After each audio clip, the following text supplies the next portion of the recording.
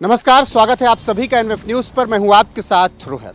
पहलगाम में आतंकी हमले के बाद तुरंत गृह मंत्रालय ने आदेश दिया कि पाकिस्तानी भारत छोड़कर यहां से निकल जाओ, वरना तुम्हारा वो हश्र होगा कि जिंदगी भर याद रखोगे।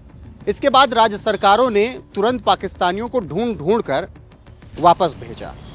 लेकिन इस बीच चर्चा सीमा हैदर की रही और कहा गया कि क्या सीमा हैदर को भी वापस पाकिस्तान भेजा जाएगा, क्योंकि वो इलीगल तरीके से नेपाल के रास्ते भारत आई थी। तो ये तमाम सवाल जवाब लगातार हुए।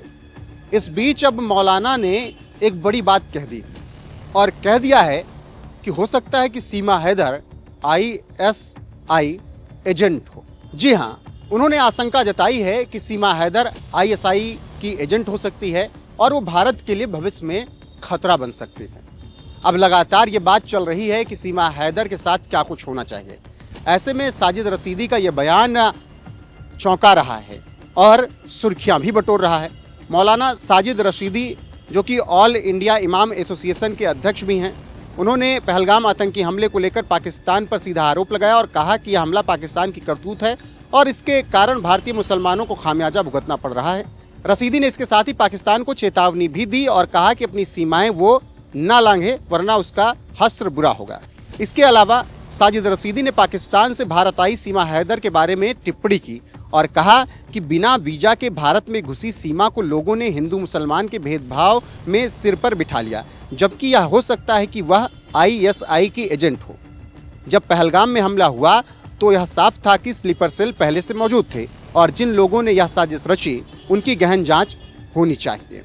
साजिद रशीदी ने यह आशंका जताई और उन्होंने कहा कि हो सकता है कि सीमा हैदर स्लीपर सेल हो, आईएसआई की एजेंट हो, क्योंकि पहलगाम में भी जो आतंकी हमला हुआ वहां पर स्लीपर सेल पहले से मौजूद थे और उनकी वजह से ही ये हमला हुआ है। और साजिद रशीदी ने इसीलिए कहा कि सीमा हैदर की गहन तरीके से जांच होनी चाहिए और उसे इस तरीके से खुला नहीं छोड़ा जाना चाहिए। फिलहाल साजिद रशीदी जिस तरीके से बयान दे रहे हैं उस पर निश्चित तौर पर चर्चा हो सकती है और सीमा हैदर को लेकर जो बातें चल रही हैं वो अभी तक बात ये है कि उत्तर प्रदेश के मुख्यमंत्री योगी आदित्यनाथ ने भी कहा कि एजेंसियां जांच कर रही हैं और उसके बाद ही देखा जाएगा कि क्या कुछ उसके साथ किया जाता है। इसके अलावा पुलिस ने बताया कि सीमा हैदर को लेकर अभी कोई नया आदेश नहीं आया है, मामला कोर्ट में है उसका।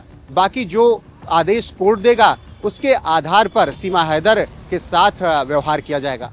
अभी तक पाकिस्तान कई 100 लोग भेजे जा चुके हैं जो कि भारत में रह रहे थे और भारत की खा रहे थे, भारत के खिलाफ ही साजिश रच रहे थे।